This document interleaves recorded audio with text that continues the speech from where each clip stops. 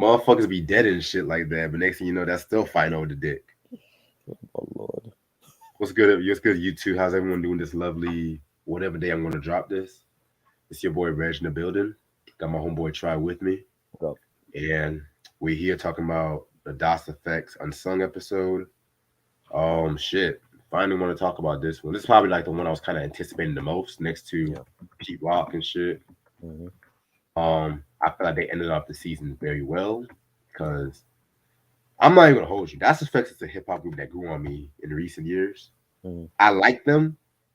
I like them, but at the same time, I didn't really become a true fan until maybe 2013, 2012, maybe Right. and shit. You know what I'm saying? How did you get into DOS Effects? It was in '92 actually when the one first came out, and um, I remember buying my very first Source issue. That was '92, and it had like a summer preview issue, and it had Das Effects on the cover with Crisscross and Yo Yo, and um that year is like '92 was like the summer of like Crisscross and Das Effects, and you had House of Pain would jump around, and that was a great year. EPMD came out with the crossover, and a lot of great albums came out that year, and Das Effects was just different for that time, and their style was different. They swagger with the Tims and the Scullys in the spring summertime. I think that was like the first time I actually seen people rock Tims and Scullys in the summertime because we didn't do that before then. And when they did it, it was like, yo, they got like 40 below Tims rocking in like June and July. I'm like, that's different.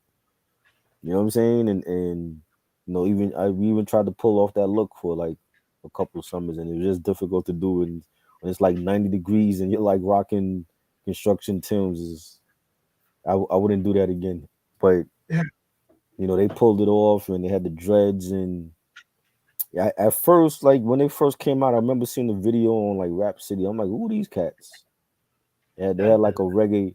Yeah, they had like a reggae beat, or they rhyming over this like reggae influence beat, and I didn't really grasp it until like weeks later when it started becoming big, and I started hearing it more, and then when they dropped Mike Check, I was like, oh, these cats are for real, they can actually rhyme. And I love the video for Mike Chucker, and like they were like, we found out later that they were in the Central Park sewer system. I didn't even know that, I and didn't they know that filmed shit it. either. Yeah, they filmed it there. I'm like, damn, that's how Central Park's sewer system look. You know what I'm saying? And that was back in '92. Who knows what it looked like now? But that's that video with like the rain and they got the Timbs on, and it's damp and dark and muddy, and I just love that video, and I think that's what made me buy the album. You know what I'm saying? Like I always love this album, Dead Serious, a quite classic in my opinion. I agree. And I think that's what made me bought the album. It was Mike Checker, and then like they started coming out with the other songs straight out the sewer. I bought the cassette single for that because they had like a couple remixes for that, and they had the B side Hard Like a Criminal, which wasn't on the album.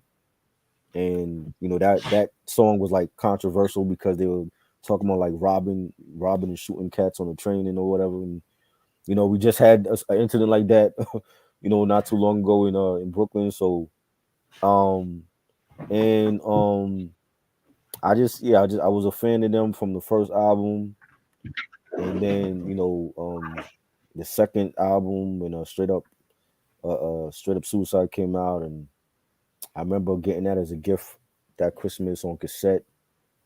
That's probably like the only one that I still need to get on CD because I got the first album and Hold It Down, and I'm pretty much set with those. You know what I mean? But that was like they talked about that album and how it was a departure from the first album, and they didn't really use the Iggy style on that album, and I felt like that was a dope album. I don't think it was promoted enough, and it wasn't because they didn't use that style. I think people kind of like strayed away from that album. Hold it down, right? No, straight up suicide. Oh, I got you. And it had some joints on there, back in effect, and freak it, and you know what I'm saying, it was some joints on there, and I just feel like it got slept on. I remember being in high school, and I remember this dude had like a stack of like the promo stickers for the album, and he gave me like a stack, and I would just like slap them on my wall and my door and stuff. And 'cause I've always loved their logo. Their logo is iconic to me. It's a hip hop iconic logo. You know what I'm saying? And you know, just I knew about them, how they met. That they're in Virginia and they were professors, and I'm like, these dudes are like English majors. They don't look like it. You know what I'm saying? Like, when the last time you seen your English major rocking, Carhartt hoodies and Tims, and I couldn't believe it. But I'm like, well, that it makes sense because like they were always dope with like the wordplay. So I'm like these dudes were like definitely they knew the English literature, and they were reading a lot and stuff. And I think as a you can always tell like a dope MC like by their wordplay, and if they're reading books and all that. And they were definitely nice with the wordplay, and you know um meeting Eric and Parrish and being part of the hit squad. I was like one that's like a legendary collective, just like Native Tongues was at that time. And having EPMD and Redman and K Solo, and it was just a legendary crew. And it's a shame they never got a chance to do an album collectively, and how that whole thing turned out with Eric and Parrish, breaking up. I remember that. It was a Source magazine that I bought, and they had the breakup in there, and I couldn't believe it because I had just gotten into EPMD, like really, really, because I was a fan of them, but I didn't buy their stuff until '92. That same year I bought Das Effects album, and then when Business Never Personal came out, I copped that. And the man came out with his first album, and I copped that. And Kate Solo was out with his second album, and I'm like, just when I'm like really heavily invested with those artists, the whole crew breaks up, and people went their separate ways. And I'm like, yo, that was just it was heart crushing to even hear about that. And this it was, but That's Effect definitely was and still is one of the best hip hop groups to me, underrated. And you know nobody sounds like them. Like they had copycats, but I feel like they still in the class by themselves. Like nobody sounds like them. I managed to see them in 2019 at the Masters of Ceremony tour, when they came over here in Brooklyn, and they shut it down. They were first on the bill, and they killed it. They were great, and they brought out PMD and did a couple joints with him, and they were dope. Mm, okay. Um, honestly, and this might be very weird, but Mhm. I heard that's for the first time in the episode of The Fresh Prince of Bel Air, where When Will was bumping, they want to flex from his car. You bought the car. yeah, I remember that. Jeffrey was doing the Running Man and shit. Yeah. That was, I think, my first memory. I didn't know who House Effects were at first, but then I heard that they want a effects song like that, Mm. which, like I said, I'm not even gonna hold you. I was not a huge fan of that song. I was like, what the fuck is this iggity kind of shit? Like my neck bone is connected to my, so like what is this and shit? But It's just then different. the album that really made me fuck with them was the Hold It Down album. Right. They had that song on represent the real hip hop, but Yeah. I like the Pete Rock version more than the Primo version, believe it or not. Right. Primo version, I'm not gonna lie, that beat, I like the song, but the beat, it wasn't one of Primo's best beats, in my personal opinion. Like the Pete Rock version was just a Mm. lot more, Yeah. instrumentation was better. It just fit that shit. In the video, and I like the Hmm. video when they play that remix more and shit. Yeah. Nothing against Primo, cause I love me some Primo Right. all Right. day. But yeah, man. And then of course, me knowing that they were from the Hit Squad, Death Squad, whatever, Mm. Yeah. shit like that too. Yeah, man. That's pretty much how I got into them and stuff. Right. And remember, Um, they were on. I want to say they were on the last episode of MTV Raps in that cipher. yeah, yep. And I remember that, and they were playing the Pete Rock version of Real Hip Hop. That was an epic freestyle, man. I love that. I still watch that freestyle monthly and shit. Yeah. Like, man, fucking off topic, man. I think the best verse off that freestyle. Mm. Y'all might call me crazy. I feel like Search had the best verse. Such did this thing. Search, and it's Um, crazy because you know Search was about to rap, then Eric Simmons snatched the mic from him and shit. right. Method Man. I remember Method's was rhymes. Rakim was in that cipher. Special It Ed, was your favorite crazy. rapper, Yeah, special ed. It was crazy. Chubb Rock was on the mic. for I'm real. like, yo, Flav wanted to come on and shit. Flavor Flav. Yeah, I remember he was there. I was You're like, like, yo, Get out, Flav. this cipher might last the whole night. That's how they're gonna end off Young Three Raps. This is gonna be And like that's a. how they should have done it. That's They not. should have did I feel like like that. Yeah, and I know Salt and Pepper were there too, but I don't think they yeah. freestyled them. They should have did it like that.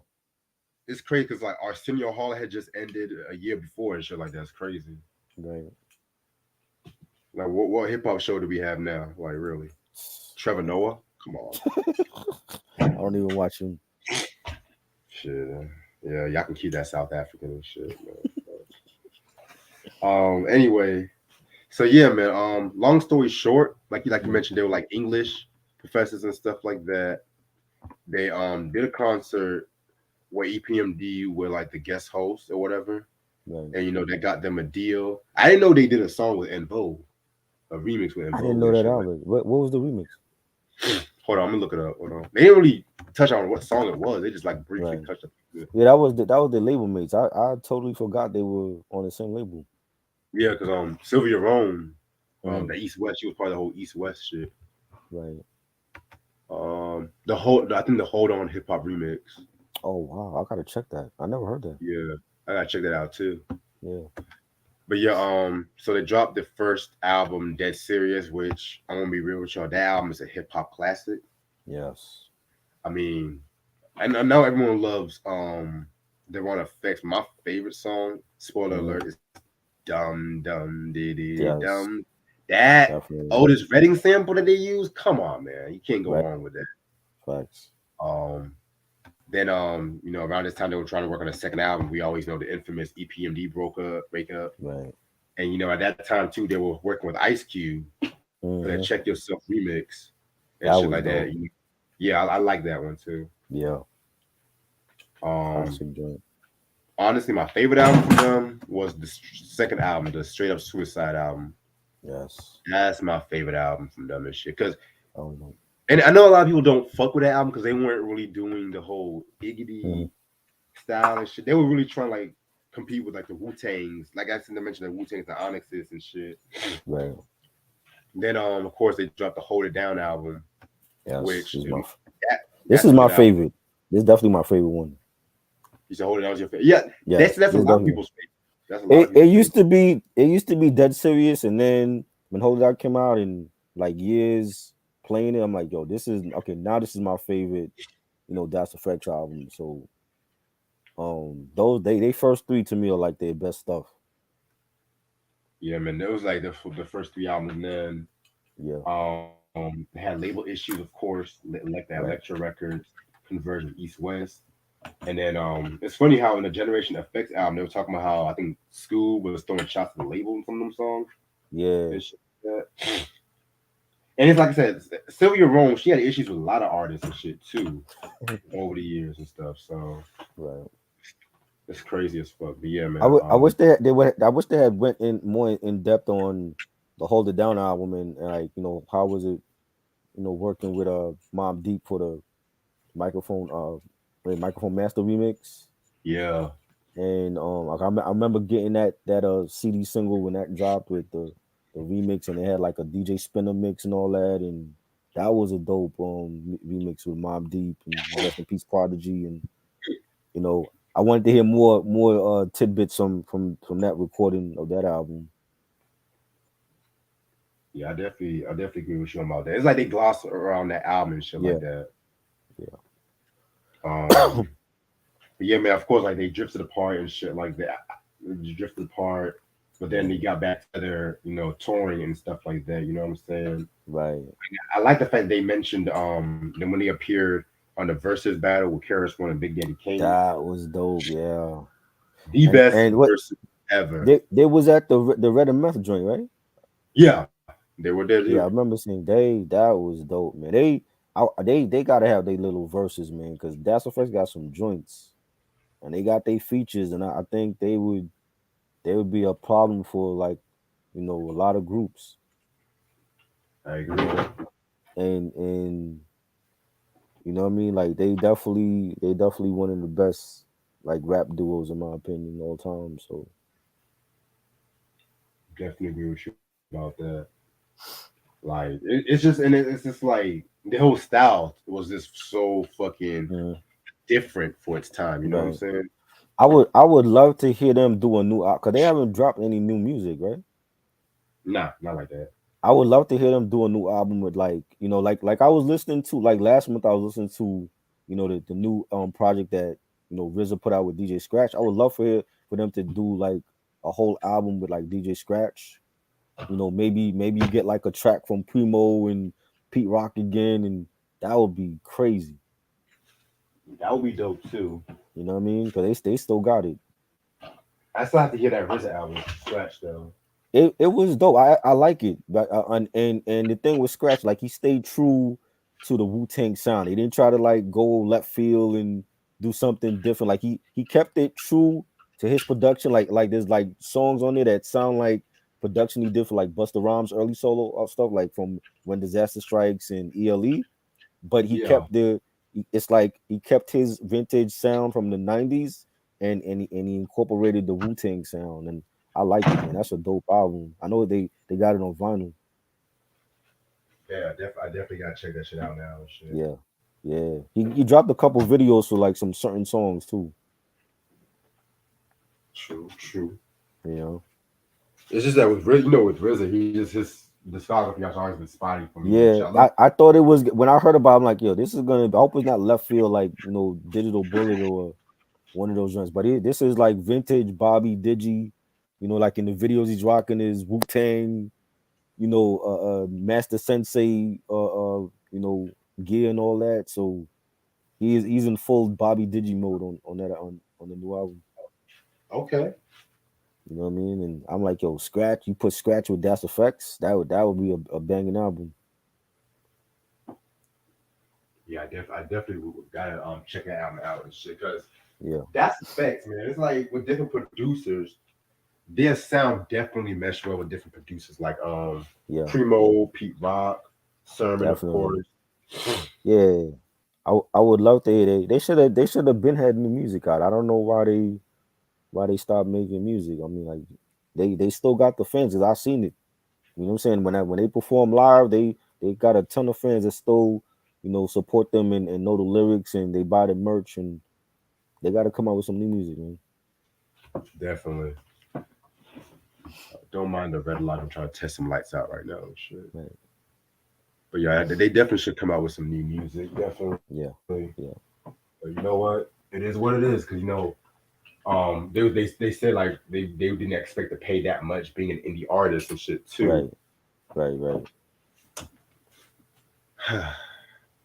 But other than that, I mean, not really too much drama with this episode, which I kind of appreciate Yeah, and stuff like that. yeah, Because with the last episode of the season, they always have to say the dramatic was the right. last episode and shit. Yeah, they didn't talk about the Karis one dust up and the Lords of the Underground. I Yeah, remember being a freshman in high school and hearing about the Lords of the Underground beef and Lords claiming that Das bit they style, and I'm like, to me, I've always felt like Lords of the Underground had they style, Das Effects had they style. I didn't never felt like both groups sounded similar.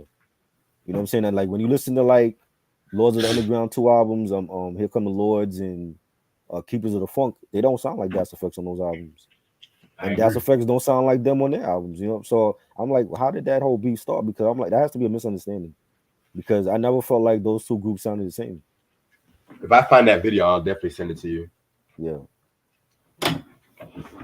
Yeah, because like a lot of people would not be too keen on that that Iggy kind of style, but they still used it. I Right, know LL used that a lot in the 14 Shots album. right. I love Even that even there's people like Mr. Dalvin from Jodeci. If you listen to Diary of Mad Band, when he's album. Oh rapping, he shit, sound like Das Effects. Like you I, talk about somebody that was biting their style. Mr. Dalvin was doing that. man, Dalvin was biting a lot of motherfuckers.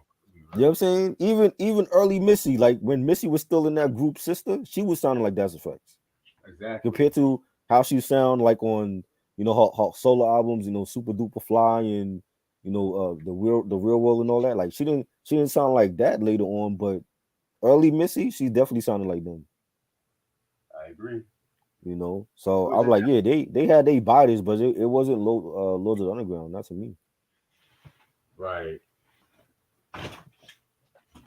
Yeah, man. But yeah, that's pretty much all I had to say about the Unsung episode Yeah, and whatnot. We still got to talk about their music in the future. yes, definitely, Is that the only definitely. album you have to do?